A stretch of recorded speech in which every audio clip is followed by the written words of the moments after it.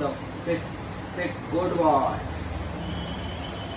Good boy, good boy, good boy. ওই হাত দাও, ওই হাত দাও, এই হাত দাও, হাত দাও। মিকি? কমান, হাত দাও, দাও, এর নাম হলো মিকি। হাত দাও, আহ, হাত দাও। একে এখানে রেখে গেছে আমাদের ক্রেসে। এর অপারেশন হয়েছে, মেল কুকুর।